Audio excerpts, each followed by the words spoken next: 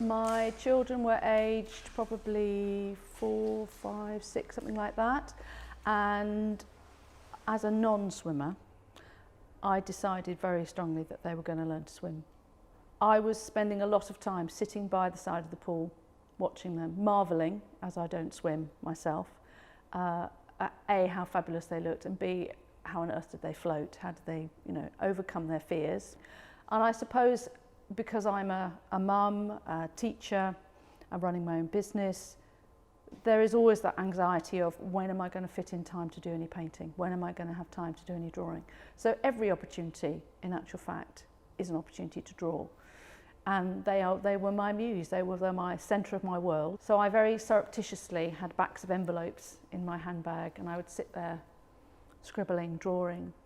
And then it didn't take long before, as I watched them, and I looked at the water and I looked at what was going on and I tried to draw it, I realised that this was a fantastic subject. This was a really complicated subject. And I couldn't quite leave it alone. So I took these funny little scribbles off the back of envelopes and biro back to my studio and started to do bigger charcoal drawings of them. And again, found it incredibly difficult. But began to find a way, a bit of a language that would try and make the paintings. As I worked, I realised what was important to me. So the figures, obviously, Will and Eve, with their little armbands and their goggles and their hats, and everything became very wonderful motifs that I wanted to work with. But most importantly at that stage, the only bit of water I was interested in was the water that was holding the children up. So in effect, what I started to do was create little islands where the children were swimming, doing whatever, whether they were under the water, there were lots of underwater stuff, or whether they were just floating and bobbing around. I also became fascinated by where the body was above the water and the distortion of below the water. The body becomes sort of stretched, elongated, distorted, and the skin sort of looks flatter. And what's above the water obviously looks crisp and in proportion. So I began to sort of play with that as well.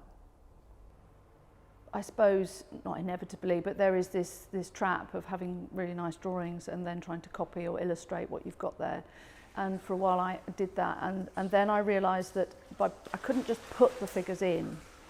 I couldn't just paint them onto the surface of the painting and then put the water around them. So in the end, I was having to find the figures out of the paint that I was putting on there. So the paint marks, they did refer to swimming pool blue. They had that sort of turquoise transparency, which was really lovely about the quality of the water. But I then also had to make marks which were inventions. They were pure invention about movement. So they were actually playing off one another. So the direction of each mark, the intensity of the colour, the transparency, the way that they propped one another up, the way they overlapped, invented a sense of supporting the figure in the water, a sense of movement across the space.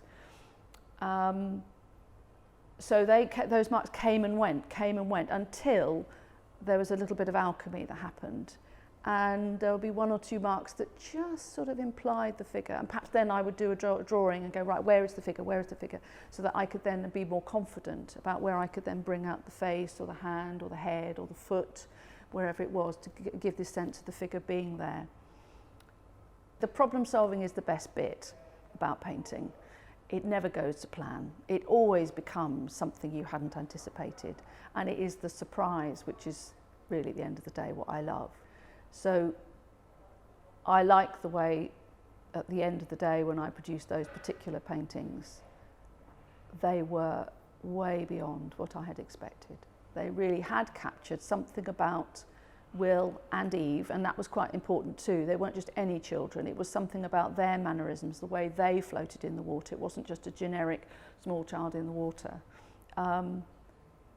They came back at me out of the painting. So when I then took them back to the swimming pool, they were doing their practicing, it was like I was looking at my painting.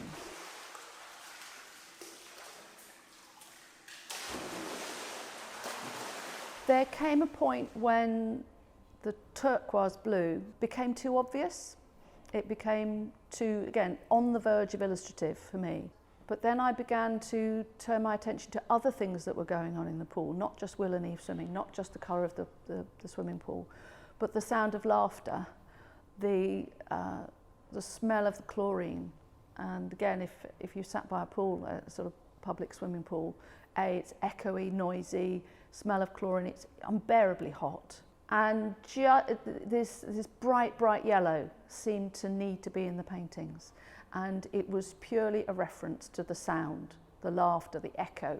So again, the yellow was placed in a way that sort of bounced and reverberated around the painting, lifting the whole painting, but adding this other spatial quality about it.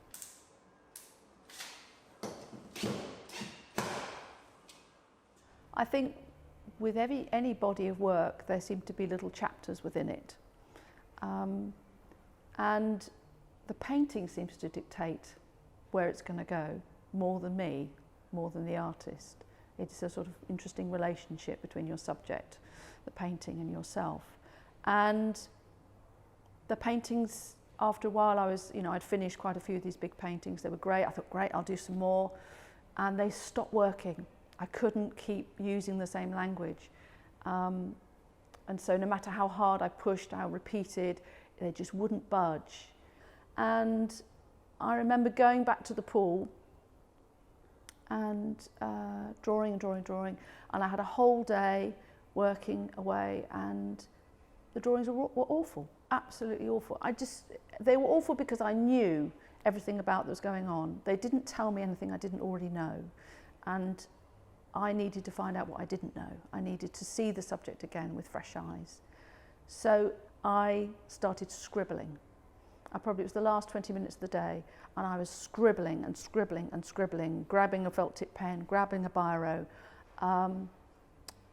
and the figures began to sort of just disappear into the scribble, and the scribble sort of layered on top. And there was a little shift. I didn't know at the time that was where it was going to go, but there was something that sort of shifted in that release.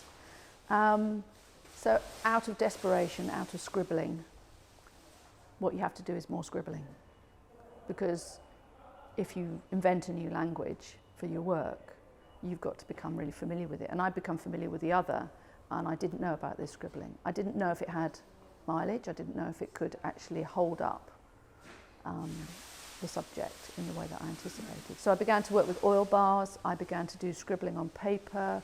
I began to scribble on top of the scribble so much that forms began to appear. And I became very fluent with how that I worked with the work. And then the other extraordinary thing about the scribbling was that I could start to smell the chlorine, feel the heat, feel the water as I began to scribble. And because I'd been scribbling and therefore let go of a lot of conventional ways of working, my access to a different range of colours really, really opened up, and it was exciting. So I think this was the first or second of the scribbling paint, maybe the second scribbling painting, and some of these areas are very, very specifically in response to skin. So although it's water and it's movement, so this yellow line is very much about Will or Eve sort of pushing their arms up in the water, moving, travelling through the water. These areas are this reference to this humid space, this sensation of skin, warm skin underwater. So there's a lot of polishing, layering, rubbing back to get this beautiful, soft, glowing quality. And then these colours through here, again, getting the right tone of that blue to again sort of pop and shimmer so that it just glanced across the edge of the pink, which is really lovely. And these areas of the painting with the yellow, thick yellow, probably 4 or 5 times putting the layers of paint on, just to get the physicality of the arm or body moving in and out of the water. The texture that came about on the paintings is purely the evolution of a painting. masses of corrections in some ways. So there are big lumps of paint in these particular works, really heavily impasto. You know, there's shadows cast by some of the work, by some of the marks there. Tube, you know, just getting the tube and just drawing with the tube. But equally, there are areas where there's just like a diaphanous sort of curtain, transparent curtain. And some of that has come about by, again, another form of correction, where I've scraped back because I realise I want it to be more transparent, more translucent, softer, almost like water on skin. And I've had to technically work out how to do that. So I've been scrubbing and scraping and then mixing up the white paint so that it's very, very transparent, and just pouring it and just sort of paddling it, working with these canvases on the ground so that I can actually sort of pat, wipe, and just reveal just enough of what was there before, a shadow, like a figure disappearing under the water.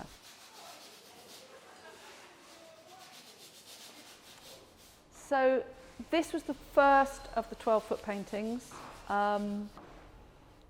and it went through so many changes. I suppose I was getting used to the space. It's directly inspired by my daughter Eve. Again, her gliding under the surface of the water. So essentially it is a big figure in some ways, or the shadow of a big figure. There are lots of memories of previous bits of, or previous images that were there as I was trying it out. But this beautiful big colour, this is rose, that was basically rubbed all over the painting. Just, I spent hours, it felt like, rubbing this colour into this space, and the way that it glowed out of the canvas was extraordinary, really beautiful, gave that feeling that I wanted. There are, again, you can't really see the trial and error that went on. There have been bright yellow stripes of thick paint at one point, were right the way up to the top, and then I quite quickly realised they were dreadful, and they were always down. I could just see the ghost of them down here as well. And so then I had to get a huge palette knife and just scrape them all off, absolutely all of them. Tons of paint just disappeared. But what I was left with was this exquisite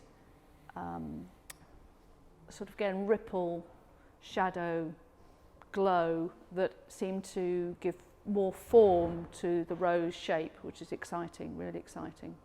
The green stripe was really funny to do because firstly I had to get the right green, and as with the other paintings, it's doing a job. It's absolutely pressing the image down. It's sort of holding it in the space. But I had to try and get it in one go. So I had to get a brush big enough and a pot of green big enough and just do this long stripe. Sort of. We had a joke at one point that they were going to put me on a wheelie chair or something and push me along so I didn't have to shuffle. So the green is really, really important too. And again, the double line, not only a double line as in two lines, but the line within a line, again, gives that kind of electric quality to it. It took a long time to resolve this painting, I think because it was the first of its kind. I have piles and piles of A1 studies all about how I was going to resolve the figure, how it was going to work, what the marks were going to be. And probably it took about a year to really, really resolve it alongside other pieces of work as well. But by the time I got to the end of the body of work, all of the paintings, the end of the 4 or 5 years, I felt like I could swim in my paintings. I felt like I had really just jumped in and learned how to kind of move and organise the paintings and become the subject, become part of the subject.